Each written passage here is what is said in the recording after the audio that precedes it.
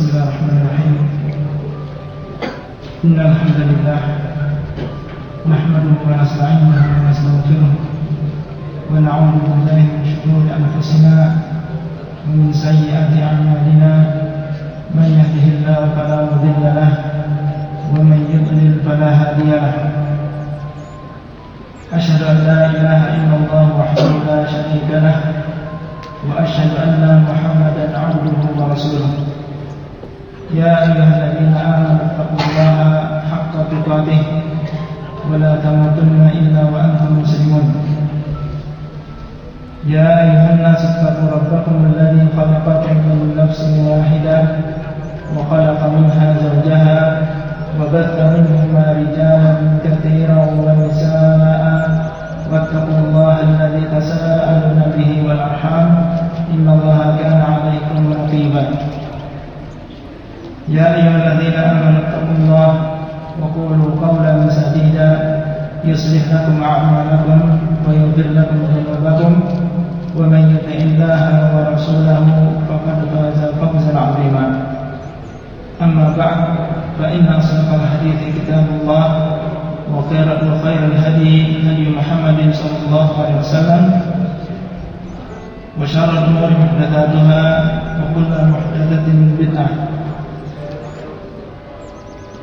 Para hadirin yang dimuliakan oleh Allah Subhanahu wa taala, alhamdulillah kita memuji Allah Subhanahu wa taala yang telah mengumpulkan kita pada sore hari ini, hari Jumat tanggal 13 Safar 1433 Hijriah di masjid ini dalam rangka menuntut ilmu agama. Dan kita berharap kepada Allah Subhanahu wa taala semoga majelis pada sore hari ini membawa manfaat bagi kita, terutama di dalam agama dan juga akhirat kita. Hadirin yang dimuliakan oleh Allah Subhanahu wa taala, sesuatu yang sangat membuat kita berbahagia dan gembira hati kita adalah apa yang kita lihat di akhir-akhir ini dari semaraknya ilmu agama. Ilmu agama tersebar di penjuru dunia dalam berbagai bahasa. Dakwah di mana-mana. Pengajian yang tersebar di semua kota. Dan yang hadir dari berbagai golongan. Dari orang yang miskin sampai orang-orang yang kaya, laki-laki maupun wanita, yang anak-anak maupun yang dewasa. Semua hampir alhamdulillah banyak di antara mereka yang mulai sadar dari kelalaian mereka dan mau mulai menekuni ilmu agama. Dan ini adalah tentunya sebuah sesuatu yang menggembirakan bagi seorang muslim. Namun ternyata di sana ada juga pesaing berat bagi ilmu agama ini, di mana dia juga memiliki sesuatu yang menggiurkan, yang bisa menipu orang yang melihatnya, yaitu harta dunia. Banyak di antara kaum muslimin yang juga terlena dengan harta dunia ini, ya, sehingga apa? Sehingga mereka melupakan ilmu, ya, dan tidak mengingat hari akhir kecuali sedikit. Yang tidak mengingat adanya kematian, adanya hari akhir, ya, kecuali sedikit saja, ya. Dan bahkan yang membuat kita bersedih, ya, bersedih hati adalah sebagian saudara kita yang dulunya rajin dalam menuntut ilmu, ya, baik sebagai seorang pemula dalam menuntut ilmu ataupun sudah lanjutan.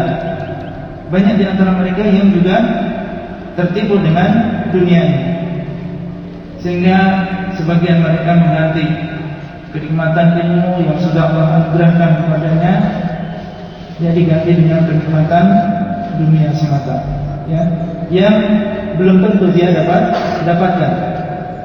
Ilmu jelas dia tinggalkan, dan dunia belum tentu dia dapatkan. Dan tentunya ini adalah sesuatu yang sangat merugikan, dan kita memohon kepada Allah Semoga Allah SWT memberikan kita istiqamah dan mengembalikan saudara-saudara kita kepada Allah dengan pengembalian yang baik.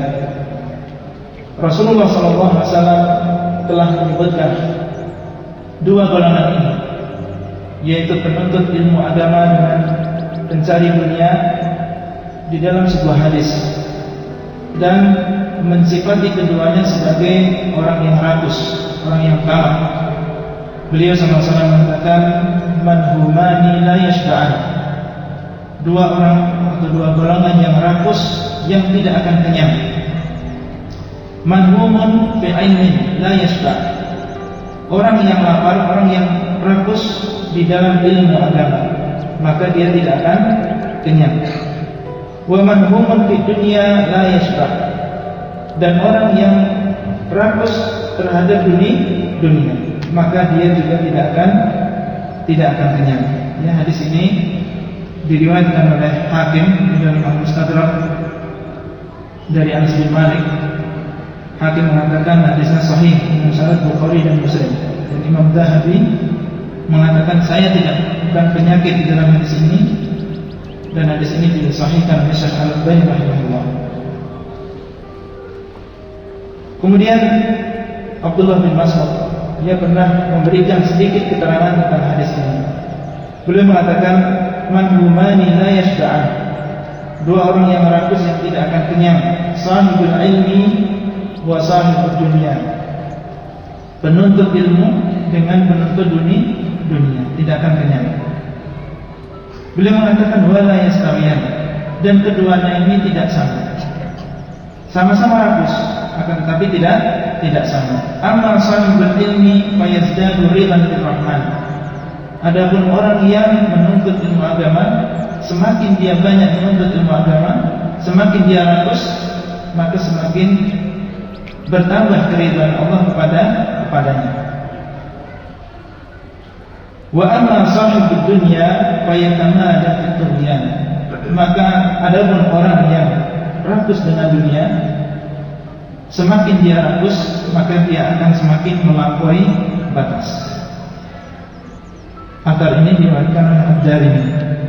Nah, pada kesempatan kali ini kita ingin mendengarkan nasihat yang sangat berharga dari seorang teladan kita, para sahabat di antara sahabat saleh, yaitu Amirul Mukminin Ali bin Abi Thalib radhiyallahu anhu, di mana beliau memiliki nasihat yang bagus yang beliau tujukan kepada kita sebenarnya tentang masalah keutamaan ilmu di atas harta dunia. Berkata Amirul Mukminin Ali bin Abi Thalib radhiyallahu anhu kepada Humayl bin Ziyad, ya Humayl bin Ziyad, al-qulubu aw'iyah fa khairuha aw'aha, ihfad ma aqulu lak, an-nasu thalathatun, fa'aliman rabbani wa muta'alliman ala sabili najah wa hamajul ri'a' atba'u kulli na'ikin yamiluna ma'a kulli rih' lam yastadi'u bi nuril ilmi wa lam yalja'u ila ruknin wathir. Al-ilmu khairun minal mal. Al-ilmu yahrisuka wa anta tahrisul mal. Al-ilmu yazku 'ala al-amali wal malu tanqusuhu an-nafaqah. Wa mahabbatul ilmi dinun yudanu biha. Al-ilmu yuksibul 'alima at-ta'ata fi hayatihi wa jamilal uhduthati ba'da mautihi. Wa sani'atul mal tazulu bi zawalihi mata khuzanul amwal wa hum ahya'. Wal ulama'u baquna ma baqiya ad-dahru a'yanuhum mafqudah wa amthaluhum fil qulubi mawjudah. Yang artinya, wahai Humayl bin Ziyad, hati adalah wadah, maka hati yang paling baik adalah yang paling banyak menampung. Hafalkanlah apa yang aku akan katakan kepadamu. Manusia ada 3 golongan: ulama rabbani, penuntut ilmu yang berada di atas jalan keselamatan, dan orang awam yang hanya mengikuti setiap orang yang berteriak. Mereka condong sesuai dengan arah angin. tidak menyinari diri dengan cahaya ilmu, dan tidak berpegangan dengan pegangan yang kuat. Ilmu lebih baik daripada harta. Ilmu menjagamu, sedangkan harta engkau yang menjaganya. Ilmu bertambah, terus berkembang ketika diamalkan, sedangkan harta berkurang setiap kali dibelanjakan. Mencintai ilmu adalah termasuk agama yang kita beribadah kepada Allah dengan rasa cinta tersebut. Ilmu membuahkan ketaatan orang lain kepada alim tersebut selama dia masih hidup. Ilmu meninggalkan sebutan yang baik setelah meninggalnya orang alim tersebut. Apa yang diperbuat karena harta, maka akan hilang bersama kemusnahan harta tersebut. Orang yang menumpuk harta meninggal sedang mereka dalam keadaan hidup, dan para ulama akan tetap ada selamanya. Jasad mereka hilang, musnah, akan tetapi sifat-sifat mereka ada di dalam hati manusia. Athar ini atau ucapan Ali bin Abi Thalib ini diriwayatkan oleh Abu Nuaim di dalam Hilyatul Awliya, dan juga Khatib Al-Baghdadi di dalam Tarikh Baghdad. Di dalam sanadnya ada seorang rawi yang memang ada pembicaraan. Akan tetapi Ibnu Qayyim rahimahullah mengatakan kemasyhuran athar ini sudah cukup. Ya, kemasyhuran athar ini, ucapan ini di antara para ulama ini sudah cukup yang dari memandang isnadnya. Jadi tidak perlu memandang isnadnya. Ini beliau katakan di dalam kitab beliau I'lamul Muwaqqi'in. Kemudian Abu Bakar Al-Khatib beliau mengatakan hadza haditsun hasan min ahsanil ahadits ma'nan wa asyrafiha lafzan. Ini adalah ucapan yang baik, termasuk ucapan yang paling baik maknanya dan paling mulia lafaznya. Jadi athar ini insyaallah sahih dan tidak ada masalah. Itu kemasyhuran dari athar ini sudah cukup dari apa? Dari kita tidak perlu kita melihat isnadnya. Penjelasan dari athar ini, di masa Amirul Mukminin Ali bin Abi Thalib radhiyallahu anhu, kita mengetahui bahwasanya Darul Khilafah, ibu kota kaum muslimin, saat itu berpindah dari Al-Madinah menuju ke Kufah yang sekarang disebut dengan Irak. Dan di sana Amirul Mukminin Ali bin Abi Thalib memiliki murid-murid yang belajar kepada beliau. Di antaranya adalah Umair ibn Ziyad, seorang tabi'in yang meninggal tahun 82 Hijriah dan dinilai thiqah oleh Ibnu Hajar Al-Asqalani, meskipun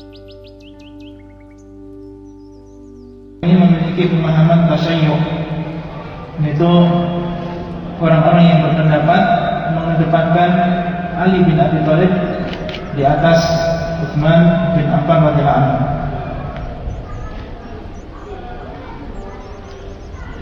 Dan Umail ini telah meriwayatkan beberapa hadis dari sebagian sahabat.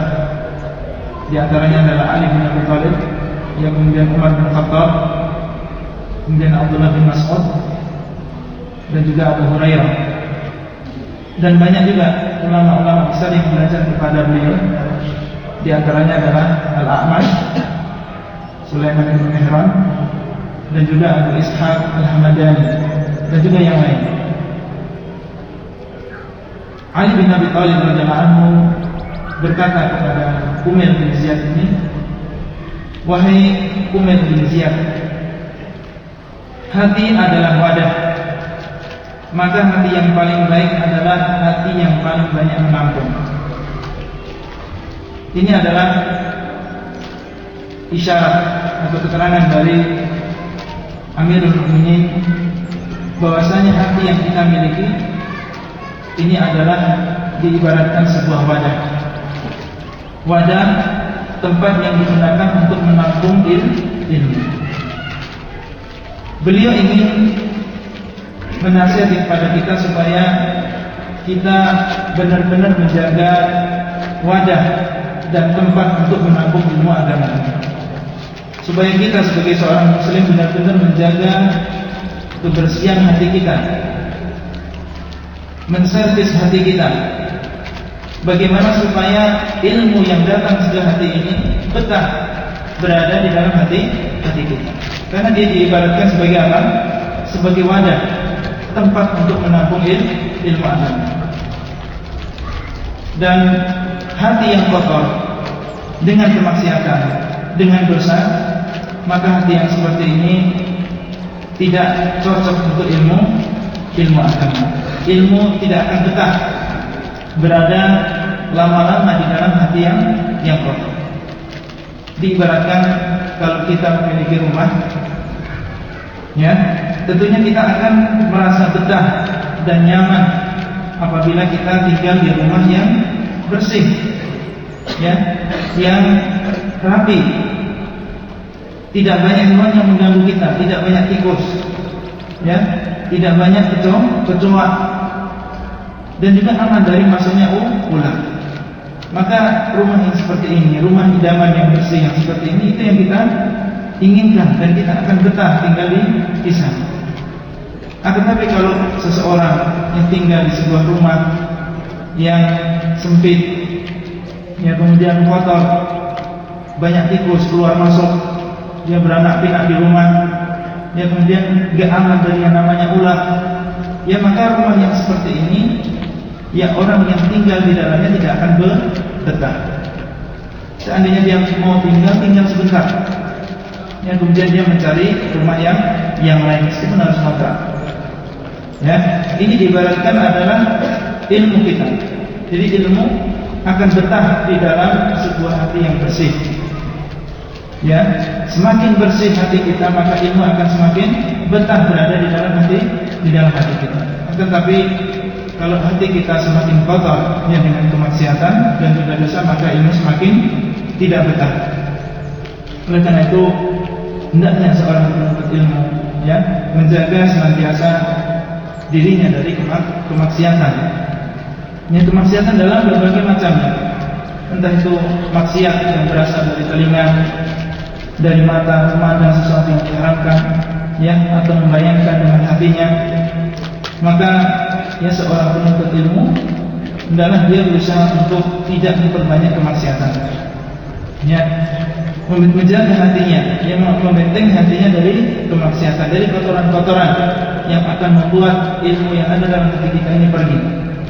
Seandainya terjadi kemaksiatan, ya, maka hendaklah dia segera menyapu, ya, segera membersihkan hatinya dari kemaksiatan tersebut, ya, dengan istighfar, dengan bertaubat kepada Allah Subhanahu wa taala, dengan mengikuti, ya, kemaksiatan tersebut dengan apa? Dengan amal saleh.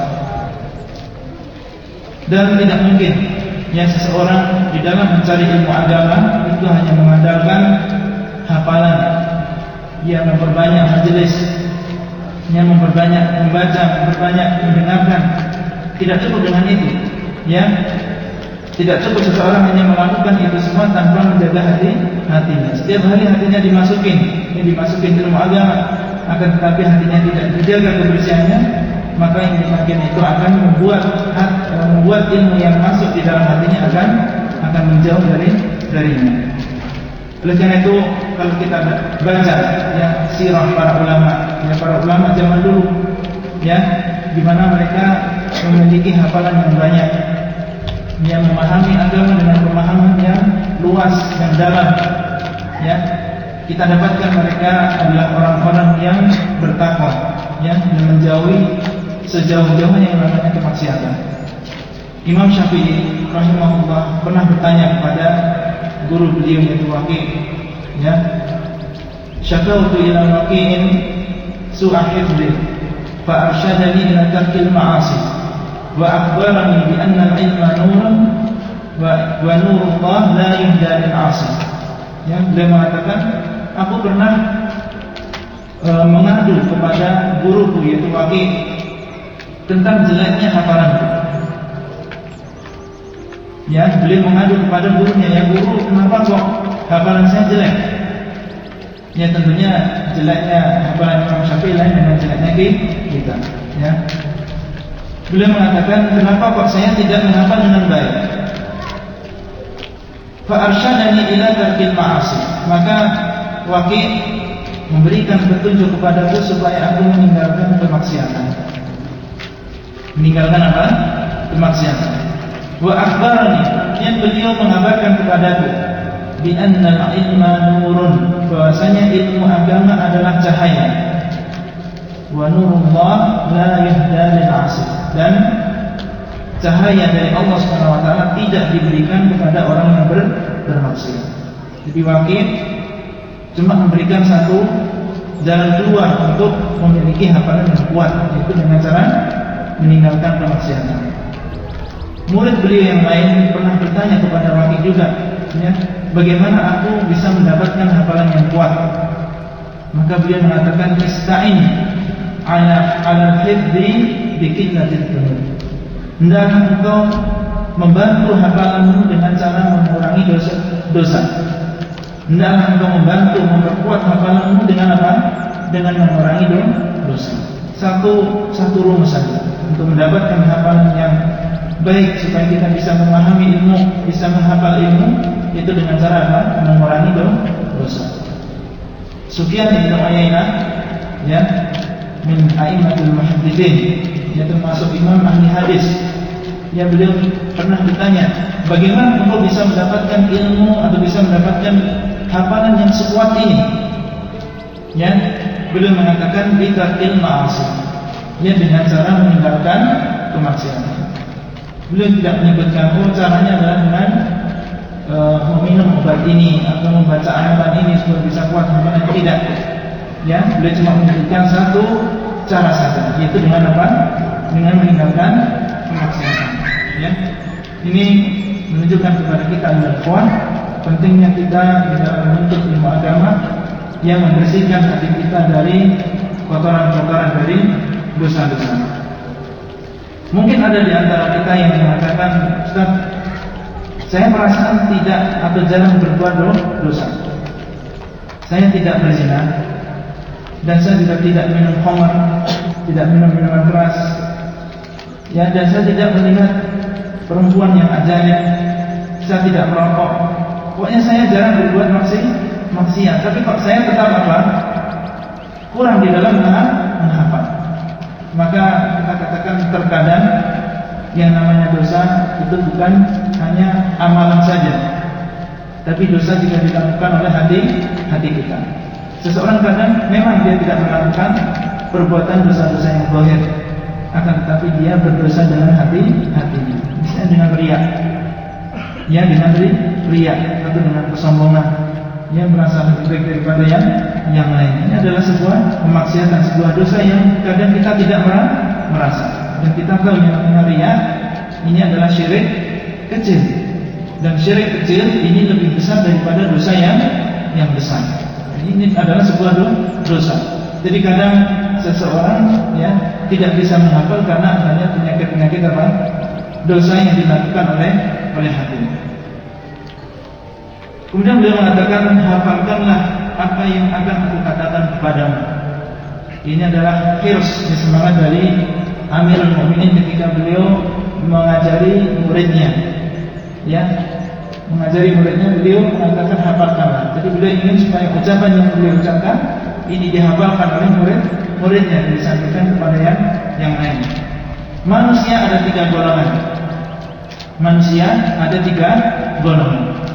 Dan ini adalah pengamatan dari Amirul Mukminin Ali bin Abi Thalib. Pengamatan beliau bahasanya manusia yang banyak ini ada tiga golongan.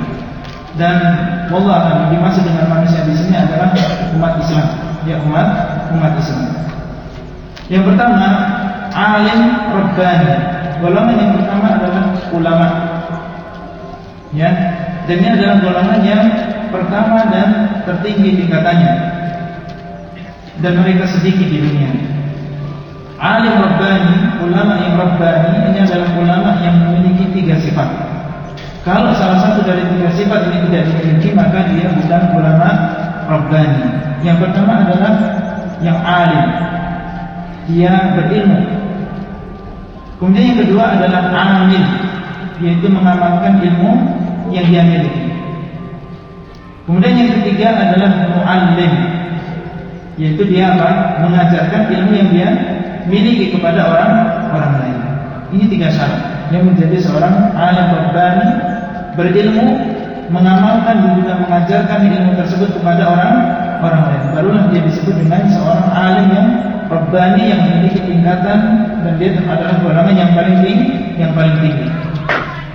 Kalau dia berilmu, beramal, akan tetapi tidak mengajarkan kepada orang lain, maka dia tidak dinamakan apa?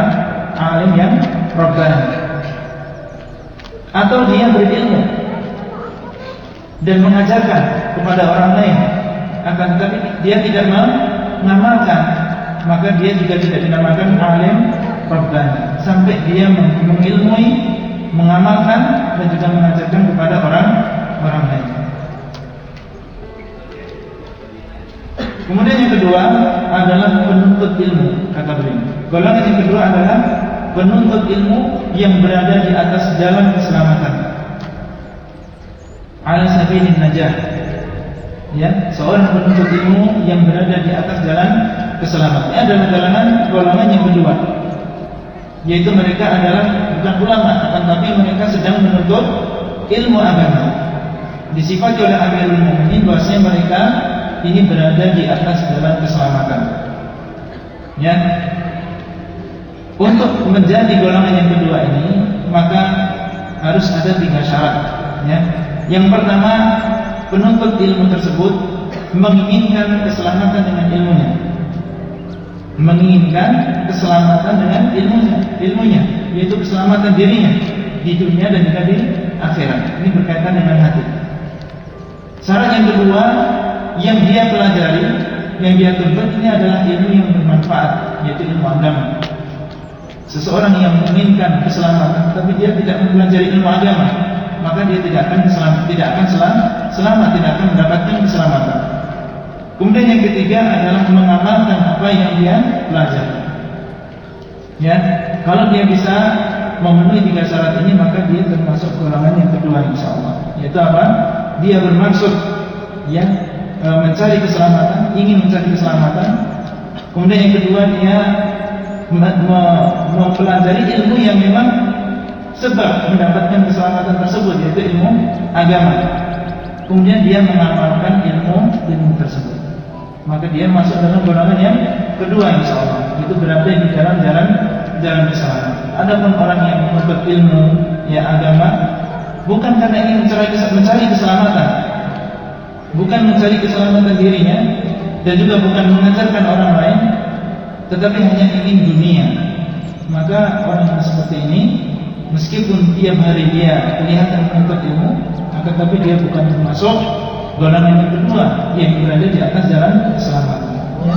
Bahkan dia termasuk orang yang berada di atas jalan kehancuran. Ya, seperti misalnya orang yang mencari ilmu agama karena dunia, sebagaimana sabda Rasulullah SAW, "Man ta'allama ilman mimma yubtagha bihi wajhullah, la yata'allamu illa liyusiba bihi 'aradan min ad-dunya, lam yajid ra'ihatal jannah." Barang siapa yang menuntut ilmu, di mana ilmu ini seharusnya dicari untuk mencari wajah Allah, tetapi dia tidak mencarinya kecuali untuk mendapatkan dunia, maka Rasulullah SAW mengatakan, "Lam yarih ra'ihatal jannah, lam yajid ra'ihatal jannah." Maka dia tidak akan mendapatkan bau surga. Karena salah niat, dia mempelajari ilmu bukan karena menyelamatkan dirinya, akan tetapi karena dunia, supaya dipuji oleh orang, ya, atau bisa mendapatkan kedudukan di tengah masyarakat, atau mendapatkan dunia, ya. Nah, kemudian golongan yang ketiga adalah, kata beliau, adalah orang yang awam, yang mereka hanya mengikuti setiap orang yang berteriak. Mereka condong sesuai dengan arah angin, tidak menyinari diri mereka dengan cahaya ilmu, dan juga tidak berpegang dengan pegangan yang kuat. Ini adalah golongan yang ketiga. Siapa mereka? Disifatkan oleh Ali bin Abi Thalib, Amirul Mukminin. Mereka adalah orang-orang yang hamajun ri'a, yang kalau di bahasa Indonesia diartikan adalah orang-orang yang dungu, orang-orang yang awam, orang-orang yang bodoh, yang dungu. Ini adalah golongan yang ketiga. Jadi mereka bukan orang yang alim dan juga bukan golongan penuntut ilmu, tapi mereka adalah hamajun ri'ab, yaitu orang-orang yang dungu. Di mana sifatnya mereka mengikuti setiap ada orang yang berteriak. Ada yang mengajak ke utara, dia ikut ke utara. Ya, ada yang mengajak dia ke selatan, dia ikut ke selatan. Ini adalah keadaan mereka. Ya, mengikuti setiap orang yang berteriak, mengajak, maka dia ikut, dia ikuti. Tidak membedakan apakah dia mengajak kepada yang hak atau mengajak kepada yang batil. Karena dia tidak bisa membedakan, tidak memiliki ilmunya. Beliau mengatakan mereka condong sesuai dengan arah angin. Yang diumpamakan seperti pohon yang lemah. Ketika angin ke utara, maka pohon tersebut atau tumbuhan tersebut ikut ke utara. Ketika angin ke timur, maka dia ikut ke timur. Beliau sifatkan golongan yang ketiga ini adalah seperti ini, ya, yaitu mengikuti setiap apa yang diteriakkan kepadanya. Dan golongan yang ketiga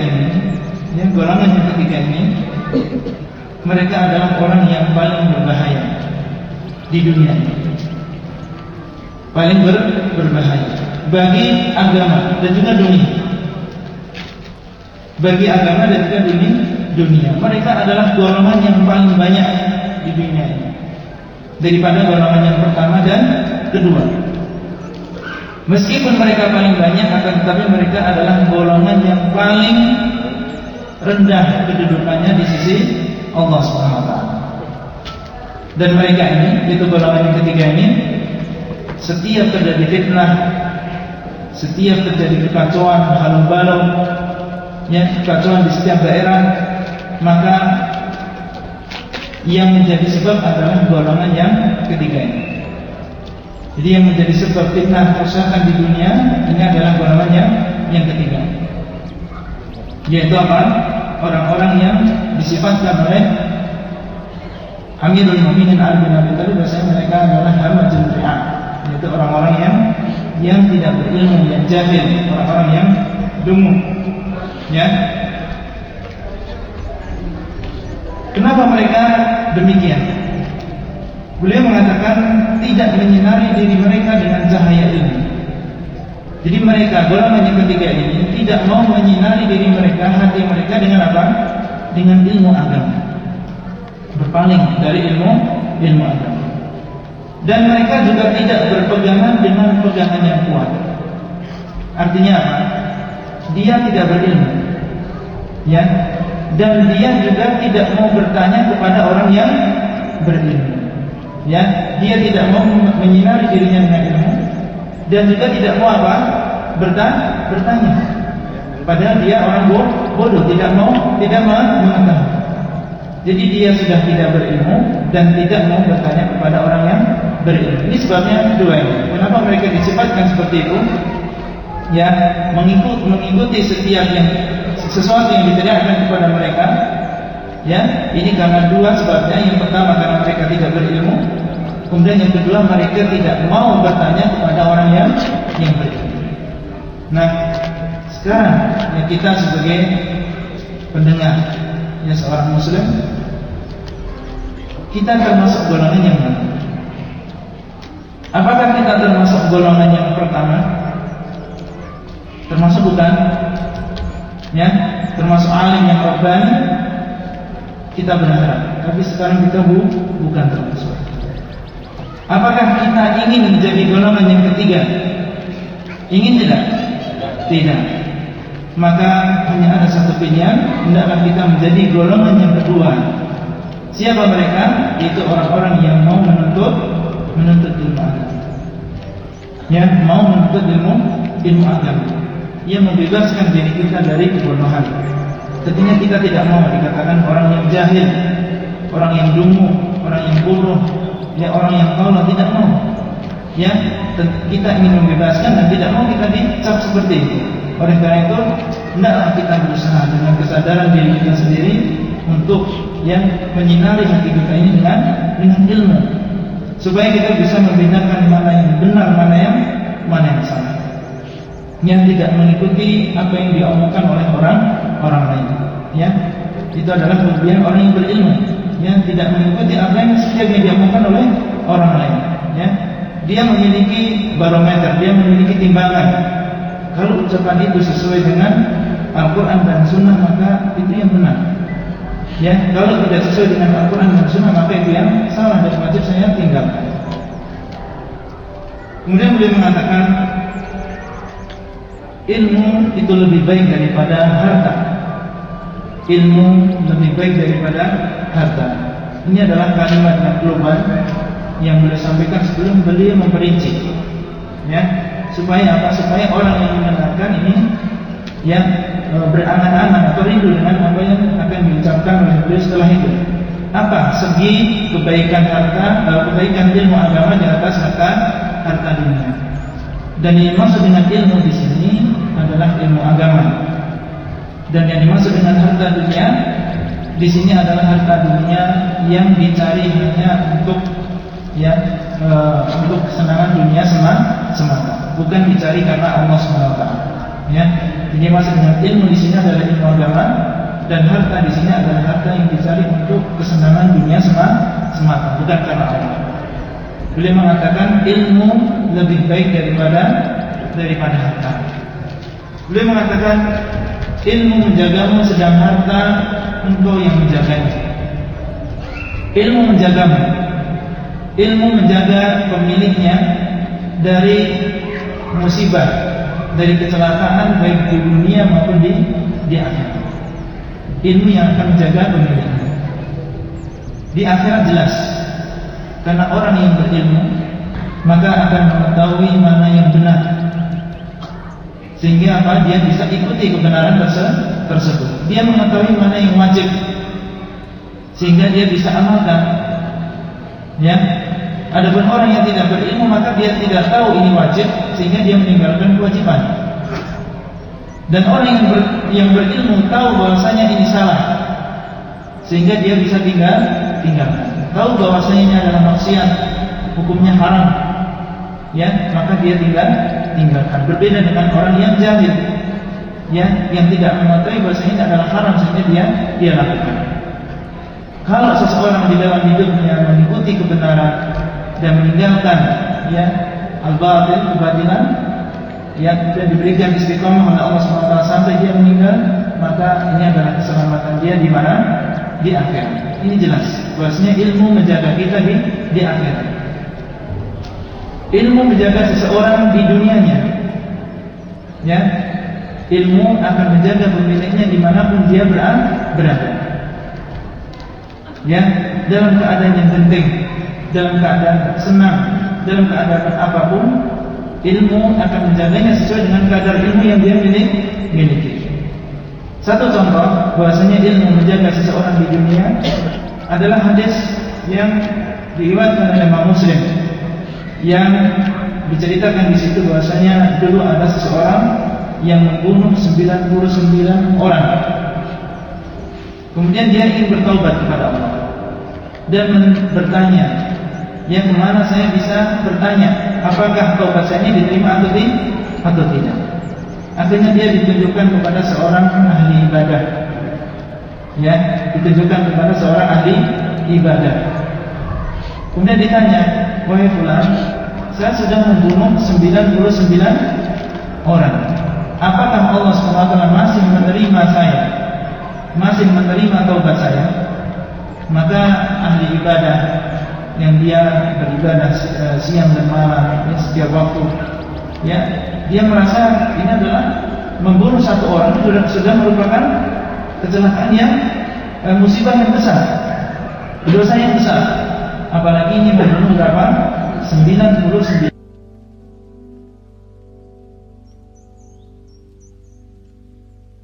Dosa sebesar ini diampuni oleh Allah. Maka pembunuh tadi, ya, karena sudah merasa putus asa, ya, dia bunuh ahli ibadahnya. Akhirnya genap menjadi berapa? 100. Ya, sudah, kalau memang 99 sudah tidak diampuni, sudah digenapi berapa? Menjadi 100. Kemudian dia bertanya lagi, gimana orang yang bisa saya tanya? Ya, taubat saya ini diterima atau enggak? Apakah Allah masih menerima taubat saya? Maka dia ditunjukkan kepada seorang alim, ya, orang yang berilmu. Kemudian dia bertanya, apakah Allah masih menerima taubat saya? Dosa saya sudah banyak, saya sudah membunuh 100 orang. Maka alim ini dia mengetahui tentang agama Allah, yang mengetahui bahasanya Allah Maha Pengampun, yang Allah memiliki nama Al-Ghafur, Allah memiliki nama Ar-Rahim, yang penyayang, ya. Dan dia tahu bahasanya selama seseorang masih hidup, sebelum mati, maka kalau dia bertobat kepada Allah akan diampuni. Ini ilmu yang dia miliki. Ketika datang seseorang, apakah Allah masih menerima taubat saya? Dia mengatakan, apa yang menghalangi Allah untuk menerima taubatmu? Ya, akhirnya apa? Akhirnya laki-laki ini bertobat, ya, dan diberi petunjuk untuk mendatangi sebuah desa yang di situ banyak orang soleh, supaya apa? Supaya dia bisa meneladani mereka, bisa meninggalkan lingkungan dia yang jelek, ya, sehingga dia bisa bertobat dengan tobat yang sempurna. Meskipun qadarullah sebelum dia sampai ke sana dia meninggal, ya. Tapi dia meninggal di tengah-tengah, dan kemudian Allah SWT mengutus dua orang malaikat, untuk mendekatkan jasadnya ke desa yang dia tuju. Ya, akhirnya didekatkan dan terakhir dia masuk ke dalam surga. Ya. Syahidnya yang bisa kita ambil dari kisah ini, bahwasanya tadi orang yang ahli ibadah, karena dia tidak memiliki ilmu, rajin dia beribadah, akan tetapi ibadah tidak diiringi dengan ilmu. Akhirnya apa? Dia celaka karena dia tidak memiliki ilmu, dibunuh oleh orang tersebut. Akan tetapi seorang alim yang dia memiliki ilmu agama, maka dia bisa selamat dengan apa? Dengan sebab ilmu. Ya, ini adalah contoh, satu contoh, dan masih banyak, ya, contoh-contoh yang bisa kita ambil kesimpulan bahwasanya ilmu ini bisa menjaga seseorang di dalam dunianya sebelum di akhiratnya. Ini diibaratkan seperti seseorang yang tahu bahwasanya di depan dia itu ada makanan yang beracun. Ada makanan yang beracun. Maka orang yang tahu bahwasanya adalah makanan yang beracun tidak akan memakan makanan ini, dia selamat. Akan tetapi orang yang yang tidak tahu bahwasanya ini adalah makanan yang membahayakan, makanan yang beracun, maka dia akan memakannya. Ya, ini adalah diibaratkan seperti orang yang berilmu. Ya, maka dia tidak akan melakukan sesuatu yang memudaratkan dia. Adapun orang yang jahil, maka dia melakukan perkara yang memudaratkan dia dan meninggalkan perkara yang memberikan manfaat kepadanya. Adapun harta, maka pemiliknya harus menjaganya. Kebalikannya, kalau orang yang punya ilmu, maka ilmu yang menjaga dia. Dan tentunya kita senang apabila kita dijaga. Ya, akan tetapi harta ini kita yang harus apa? Menjaga harta tersebut. Kita tahu, dan mungkin antum semua tahu, bahasanya mencari harta dunia ini tidak ringan. Yang harus capek. Capek enggak cari uang? Hah? Capek ya? Iya. Ada yang enak, ada yang capek, ya kan? Ya, cuma semuanya capek, cuma bertingkat-tingkat. Ya, ada yang capek sekali, dan ada yang sedang-sedang, ada yang ringan. Dan banyak di antara mereka yang mencari dunia dengan menempuh bahaya. Ada yang sampai ke dalam apa? Ke dalam tanah, ya, dan mencari sesuatu, mengelola sesuatu, ya, dan bahayanya banyak. Ya, capek ketika mencari harta dunia. Ketika harta sudah kita dapat, karena kita cari dengan susah payah, maka tentunya tidak akan mudah kita melepaskan harta tersebut. Ya enggak? Ya, karena sudah kita cari susah payah selama 1 bulan, ya kita terus menerus yang mencari harta tersebut, tentunya setelah kita dapatkan kita tidak akan dengan mudah mengeluarkan harta tersebut, kecuali dengan dalam perkara yang memang itu memberi manfaat kepada kita. Ya, jadi dia berusaha untuk menjaga harta itu yang sebaik mungkin. Dia menjaga harta yang dia dapatkan sebaik mungkin supaya tidak lepas dari tangannya. Ya, bagaimana supaya harta yang dia dapatkan ini kalau bisa tidak berkurang, akan tetapi bertambah terus. Ya, dia pikir dia bisa untuk berdagang apa, atau bisa saham kemana, ya kan? Dia pikir bagaimana supaya harta ini tidak berkurang, bahkan bisa bertambah. Yang masih ada dia berusaha untuk menjaganya, menyimpannya. Ya, dipikir mungkin yang paling aman disimpan di rumah. Jadi dia pikir jangan-jangan ada rampok yang tahu, ya, sehingga dia datang ke rumah membunuh aku dan juga mengambil harta. Kayaknya nggak aman kalau ditaruh di rumah. Ditaruh di mana? Taruh di bank aja. Taruh di bank. Ya. Ada berita bahwasanya banyak pembobolan. Ya, banyak pembobolan rekening. Dia punya berapa miliar di dalam bank. Dia takut kalau sampai dia menjadi korban. Dicuri hartanya dengan dia tidak merasa tidak aman kalau ditaruh di bank. Ya, ditaruh di mana? Ya, dititipkan ke orang misalnya. Ya, kalau dititipkan ke orang takut nanti dibicarakan. Ya, bahwasanya si fulan ini punya harta sekian disimpan di rumah ini. Takut kalau sampai ada orang yang membutuhkan datang untuk pinjam uang. Ya, sehingga harus meminjamkan uang kepada orang lain dan seterusnya. Dia berusaha untuk menjaga hartanya. Sayang kalau hartanya itu sampai hilang begitu saja. Sehingga orang yang mencari hartanya karena dia tidak bisa tidur, ya, dengan harta yang sudah dia miliki. Jadi dia ketika mencarinya juga susah, ya, dan ketika dia sudah dapat dia juga susah. Banyak kita dapatkan ya, orang yang sudah punya uang, tetapi dia tidak bisa istirahat, tidak bisa memakan makanan enak yang dimakan oleh orang-orang yang miskin. Ya, terkena penyakit ini, penyakit itu, sehingga tidak boleh makan yang ini, tidak boleh makan yang itu. Terakhir dia hanya boleh makan nasi putih saja, ya, atau kentang saja. Ya. Kemudian di akhirat, ya, orang yang memiliki harta ini akan ditanya oleh Allah SWT tentang dua perkara. Akan ditanya oleh Allah dari mana dia dapatkan dan untuk apa dia belanjakan. Ya, jadi dicarinya susah, menjaganya juga susah, dan di akhirat dia akan ditanya dengan dua pertanyaan. Sementara orang-orang yang tidak memiliki harta cuma, ya, ditanya tentang satu perkara saja. Ya, orang yang berilmu ditanya tentang ilmunya. Ya, orang yang berumur ditanya tentang umurnya, untuk apa dia lakukan. Tapi orang yang punya harta ditanya di mana dia dapatkan, dari mana dia dapatkan, dan untuk apa digunakan.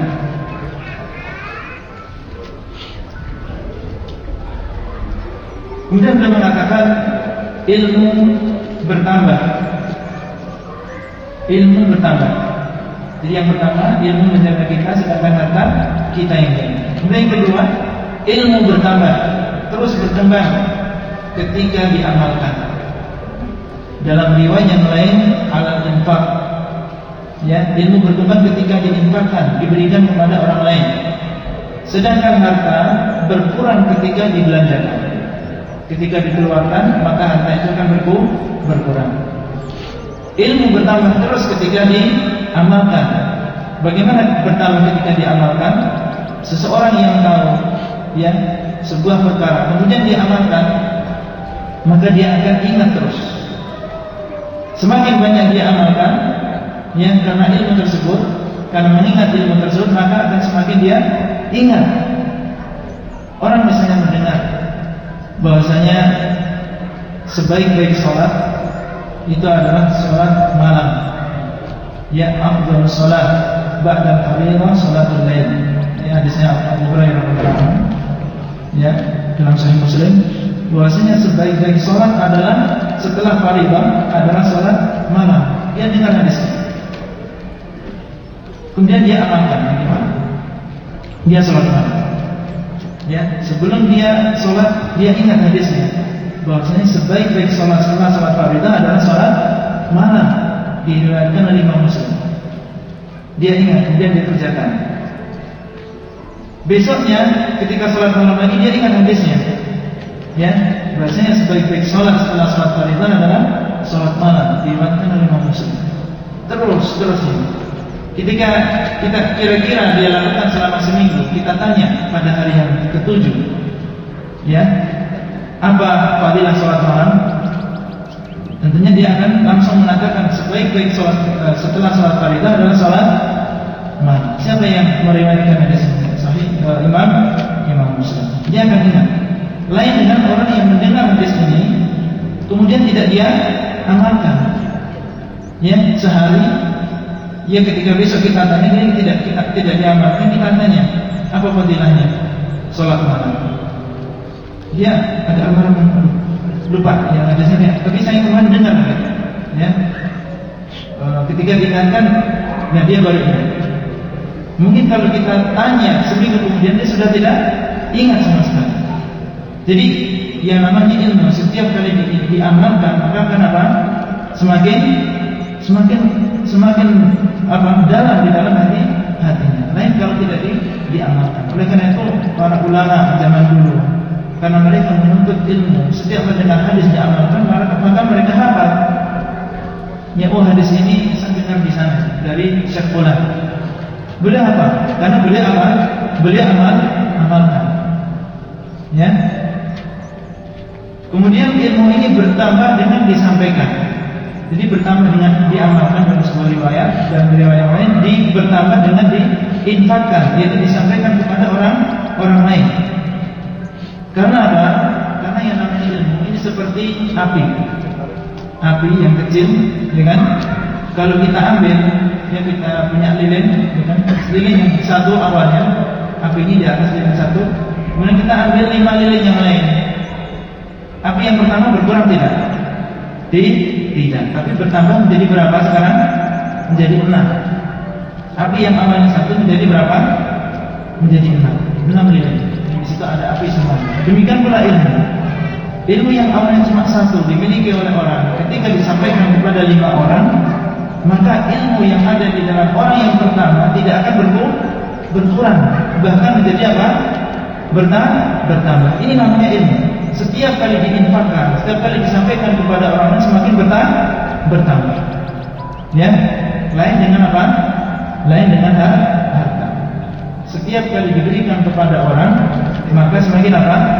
Berkurang yang ada di dalam pemiliknya. Orang punya 1.000 rial, ya, kemudian diambil 200, diberikan kepada orang lain, maka akan berkurang hartanya. Hartanya. Jadi ilmu bertambah dengan diamalkan dan juga diinfakkan, dan harta akan berkurang ketika apa? Dikeluarkan dan juga dibelanjakan. Ini adalah kelebihan ilmu. Ya, di dalam sebuah hadis qudsi, bahasanya Allah SWT mengatakan, ya bani Adam, anfiq unfiq alaih. Wahai anak Adam, hendaklah kalian berinfak. Hendaklah kamu berinfak, maka aku akan berinfak kepada.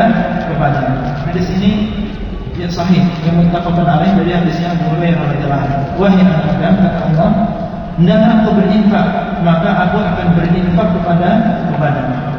Ya, sebagian ulama mengatakan bahwa infak di sini mencakup infak harta dan juga infak ilmu. Orang yang memiliki harta dan yang berinfak, ya, kepada orang yang memang berhak, maka Allah SWT akan memberikan infak kepadanya, akan memberikan kepadanya gantinya. Demikian pula orang yang berinfak dengan ilmu. Kalau semakin dia sampaikan, maka Allah SWT akan memberikan ilmu yang lain kepadanya. Dan ini dirasakan oleh orang-orang yang suka mengajarkan kepada orang lain ilmu agama. Ya, setiap dia sampaikan kepada orang lain, maka akan bertambah ilmu.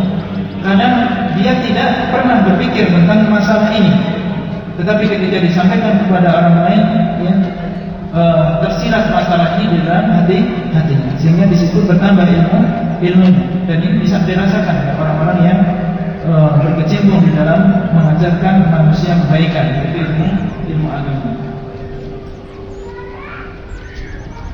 Kemudian beliau mengatakan mencintai ilmu adalah termasuk agama.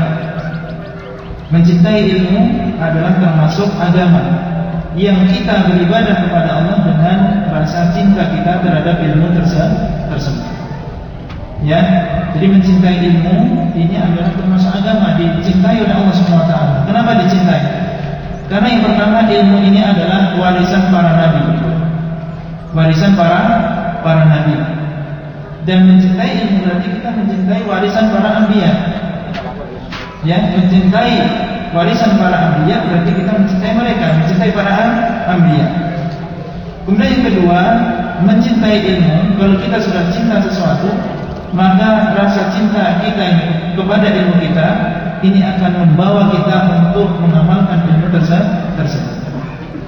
Yang mau mendengarkan. Kalau orang sudah mau cinta dengan ilmu, dia mau mendengarkan. Kalau dikasih buku, dia mau membaca, karena dia sudah cinta dengan ilmu tersebut.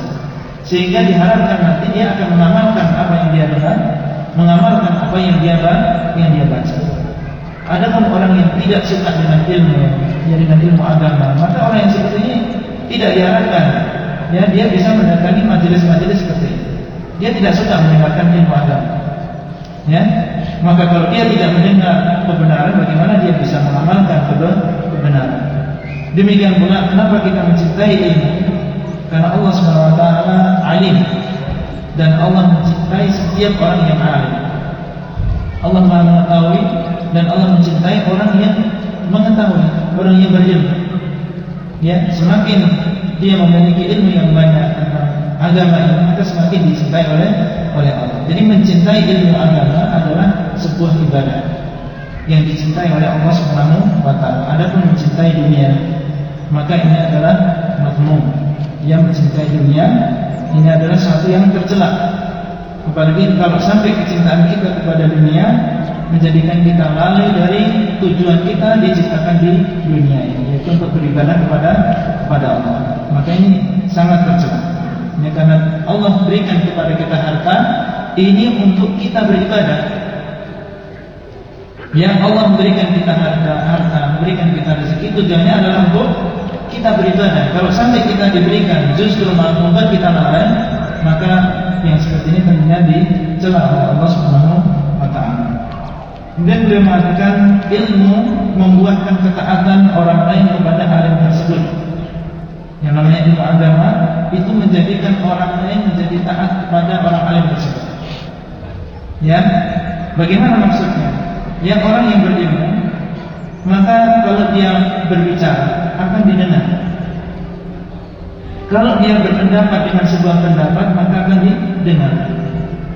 Dan orang membutuhkan apa yang dia ucapkan. Sampai para penguasa, ya, para raja, ya, para hakim, ya, semua membutuhkan apa yang dia katakan, membutuhkan ilmu dia.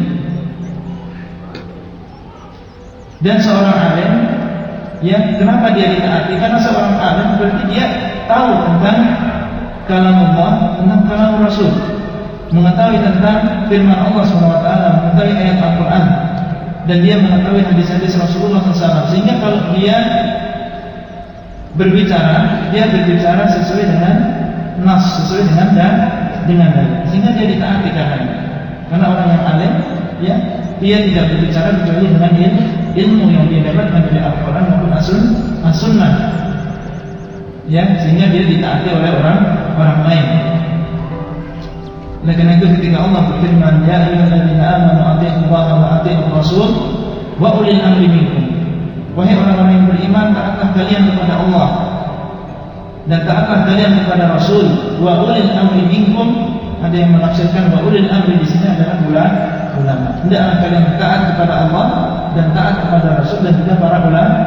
Karena para ulama mereka tidak memberikan keterangan kecuali dari Al-Quran dan juga Sunnah. Jadi orang yang alim ilmu dia ini akan menjadikan orang lain taat kepadanya. Kemudian beliau mengatakan ilmu meninggalkan sebutan yang baik setelah meninggalnya alim tersebut. Jadi seorang yang alim ketika dia sudah datang ajalnya dan dia meninggalkan dunia ini, maka dia masih disebut oleh manusia. Ini bedanya. Orang yang alim ketika dia meninggal dunia masih disebut yang namanya oleh manusia. Kita lihat para ulama, para muhadditsin, orang-orang yang mencari ilmu dan orang-orang yang memegang dirinya dengan ilmu, yang memegang ilmu agama dari kalangan para ulama, sejak zaman dulu sampai zaman sekarang. Dari sejak zaman para sahabat, para tabi'in dan sampai zaman sekarang. Mereka sudah meninggal ratusan tahun yang lalu. Akan tetapi sampai hari ini masih kita sebutkan nama. Yang kita bahas sekarang ini ucapan siapa? Ali bin Abi Thalib yang meninggal kurang lebih tahun 40 Hijriah. Sekitar 1400 tahun yang lalu beliau meninggal. Meninggal dalam keadaan dibunuh oleh orang-orang Khawarij. Beliau sudah meninggal, tapi ucapan beliau hari ini masih kita masih kita dengarkan, masih kita baca, masih kita nikmati ucapan beliau. Karena beliau sudah meninggal 1400 tahun yang lalu. Dan seandainya dunia ini masih tersisa 1000 tahun lagi misalnya, itu insya Allah nama beliau masih ada. Masih selama masih banyak penuntut ilmu, masih banyak orang yang menuntut ilmu, maka nama-nama para sahabat, nama-nama para ulama zaman dulu itu masih akan disebutkan di majelis-majelis ilmu, di dalam buku-buku. Tidak lepas dari ucapan Imam Syafi'i, dari ucapan Imam Malik, dari sahabat fulan, dari sahabat fulan. Setiap buku agama tidak lepas dari nama-nama mereka. Mereka sudah meninggal, akan tetapi mereka masih disebut-sebut namanya oleh manusia. Karena apa? Bukan karena mereka orang yang punya harta, akan tetapi mereka punya apa? Punya ilmu. Meskipun mereka hanya memiliki satu hadis, tapi karena ilmu yang dia bawa, maka dia masih dikenal oleh manusia. Kemudian apa yang diperbuat karena harta, maka itu akan hilang bersama musnahnya harta tersebut. Sesuatu yang diperbuat karena harta dunia, maka kalau harta itu musnah, maka sesuatu tersebut itu akan hilang bersama harta. Seseorang yang mencintai seseorang karena dunianya. Ada seseorang mencintai orang lain karena dunia yang dia miliki.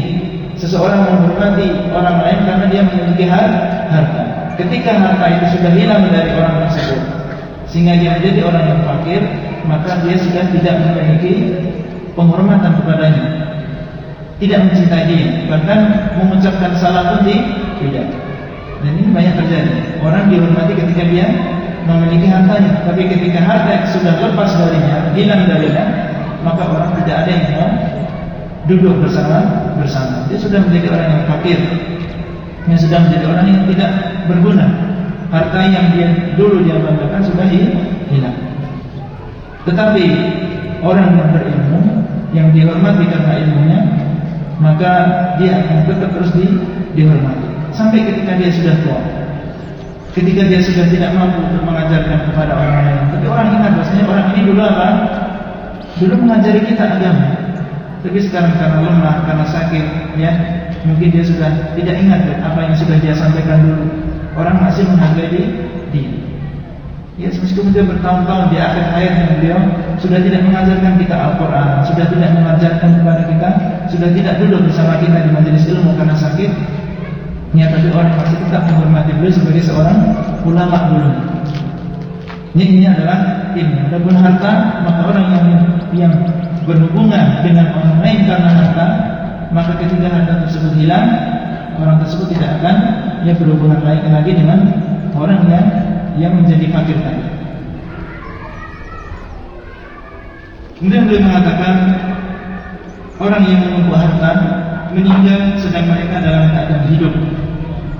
Orang yang menumpuk harta, dia sudah meninggal sementara dia dalam keadaan hidup. Maksudnya apa? Dia hidup, bernafas bersama orang. Akan tetapi karena dia tidak didengar, dia tidak terdengar namanya, maka dia seakan-akan termasuk orang yang apa? Orang yang sudah mati. Padahal dia hidup bersama kita. Dia punya harta, tapi tidak disebut oleh orang. Maka dia seakan-akan sudah mati. Ya, kemudian beliau mengatakan dan para ulama akan tetap ada selamanya. Jasad mereka hilang musnah, akan tetapi sifat-sifat mereka masih ada di dalam hati manusia. Manusia masih meneladani mereka. Jadi mereka sudah mati, akan tetapi mereka hidup di dalam hati manusia. Jasad mereka sudah hancur, ya.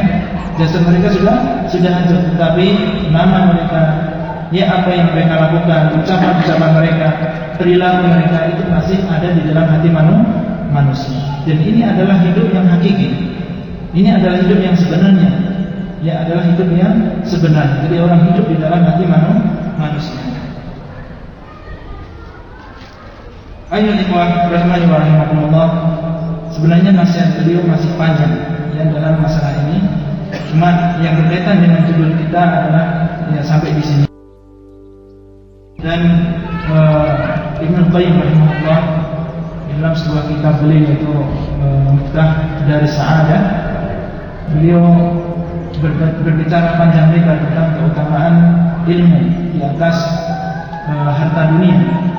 Saya sebutkan di antaranya, beliau mengatakan bahasanya ilmu ini adalah warisan para nabi, sedangkan harta ini adalah warisan raja dan juga orang-orang kaya. Dan tentunya beda antara para nabi dengan orang-orang tersebut. Kemudian yang kedua, ilmu ikut menemani pemiliknya ke dalam alam kubur, sedangkan harta meninggalkan pemiliknya. Jadi ilmu yang akan menemani kita di dalam alam kubur kita. Ya, ilmu yang diamalkan akan menemani kita di dalam alam kubur kita. Adapun harta maka akan meninggalkan kita kalau kita meninggal.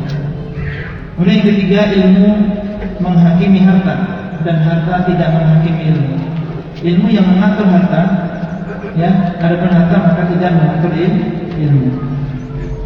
Kemudian yang keempat, ilmu yang bermanfaat hanya Allah berikan kepada orang yang beriman.